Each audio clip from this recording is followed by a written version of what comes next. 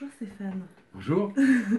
Euh, Est-ce que tu pourrais nous rappeler un petit peu ce que tu fais au Québec pour soigner les gens avec la réalité virtuelle?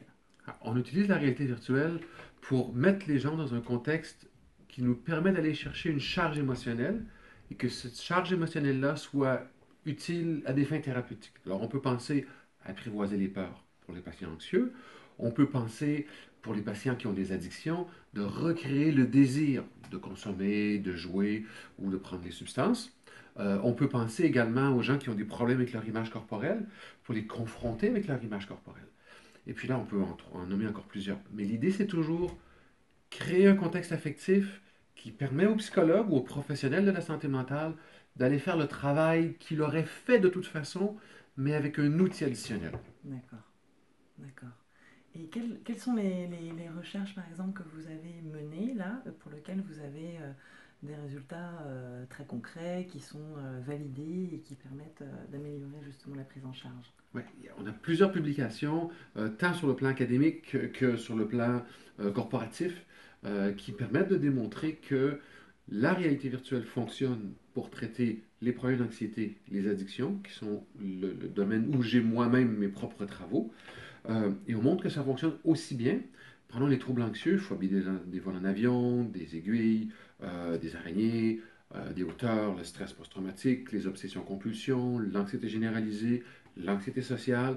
Dans tous ces domaines-là, on est capable de démontrer qu'on peut déclencher les émotions qui sont utiles pour le psychologue et faire la thérapie cognitive comportementale en utilisant les stimuli virtuels pour avoir des taux d'efficacité qui sont comparables. Hmm. Par exemple, dans le cas des phobies spécifiques, on a des taux de succès d'à peu près 80-85%. Oui, Même truc pour l'anxiété sociale, 80-87%, selon les patients, selon les bien études. sûr. Et on a maintenant commencé des travaux sur la gestion de la douleur. D'accord, d'accord. Et donc c'est des personnes qui... C'est quel profil à peu près de personnes? Quel type de douleur? Tout type de douleur? Présentement, l'environnement virtuel développé pour la douleur, c'est un truc de distraction. Mhm. On a fait deux études, une étude plus expérimentale, une étude plus clinique. L'étude plus clinique s'est faite dans un hôpital, dans un service d'urgence pour des enfants. D'accord. Alors, en pédiatrie, et on a pu montrer qu'il y avait trois conditions. Soit on faisait rien de particulier, soit il y avait un truc qui est très à la mode au Canada qui s'appelle childcare, Hmm. qui est un support avec.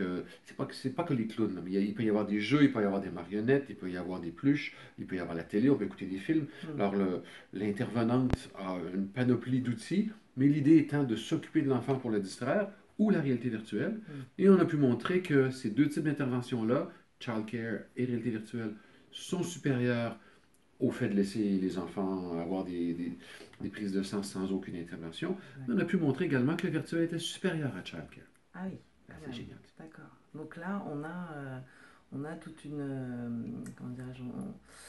On a tout un champ des possibles devant nous pour améliorer clairement la prise en charge et la baisse de la douleur Voilà. grâce à la réalité virtuelle. Voilà.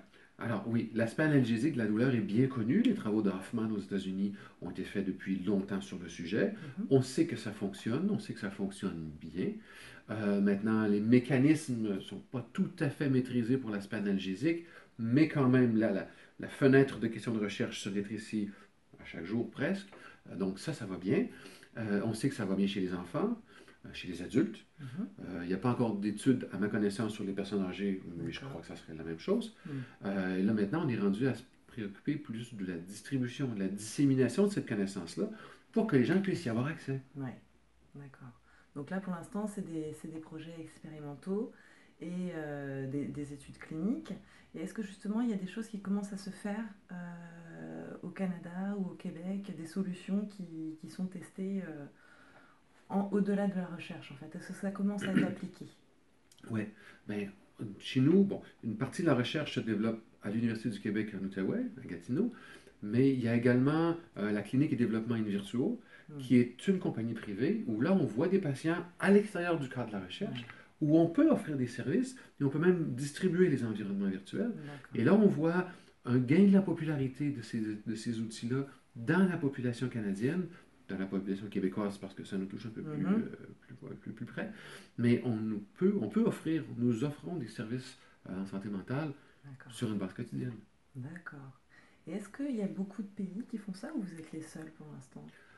Les applications du virtuel, pour l'instant, puis ma réponse va peut-être être valide Oui. pour quelques années, mais pas beaucoup plus, Mm. est relativement limitée en raison des coûts pendant Ouais. longtemps et peut-être un peu des préoccupations des professionnels. Ouais. Il y avait les coûts d'équipement, Mm. ça devrait disparaître avec les trucs comme le Gear VR, comme l'Oculus et d'autres alternatives. Donc ça va nous soulager beaucoup.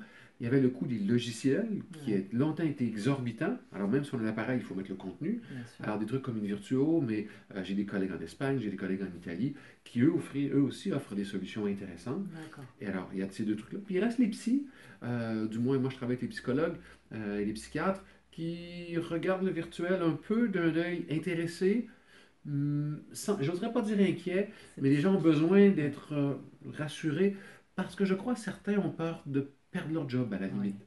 Parce que pour certains, c'est un peu viscéral, si la Mm. technologie peut faire un travail, qu'est-ce qu'il me reste à faire? Alors Ouais. que si on comprend bien que la technologie, C'est un outil. c'est un outil, elle ne fait pas Mm. le travail à notre place. Non. Elle offre le contexte pour que le psychologue compétent ou Mm. la psychologue compétente fasse un bon travail. D'accord. Ouais. Donc c'est assez réjouissant ce qui va se passer. On ouvre une ère extraordinaire où les coûts vont être accessibles, le matériel va être disponible.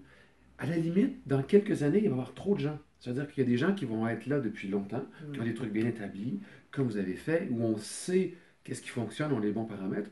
Puis des mecs qui vont se mettre à bidouiller des trucs sur le coin d'une table, et puis qui vont distribuer ça, comme on voit avec les applications de Bien sûr. téléphone maintenant. Bien sûr. Donc, il va falloir que le consommateur a l'œil aguerri à voir qu'est-ce qui est bien, euh, qui repose bien sur les données scientifiques, Ouais. qui a été développé par des gens qui ont un sens clinique. Ouais. Et pour moi, c'est important. Bien Plus sûr. que de juste développer des Bien applications pour sûr. développer des applications. Bien sûr. D'accord. Ah, c'est chouette. C'est génial. Ouais, c'est super.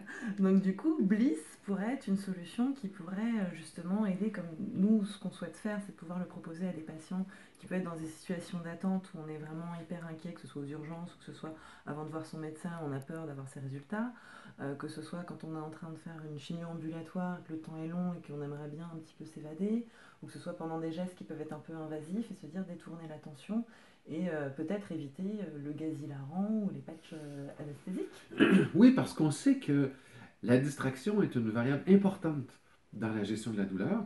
Puis lorsqu'on a plusieurs stimuli à traiter en parallèle, ben, la fenêtre d'information qui peut être traitée est réduite. Et donc, il y a un effet analgésique. Hmm, Donc, c'est certain que c'est des applications qui sont très prometteuses. d'accord, super, super.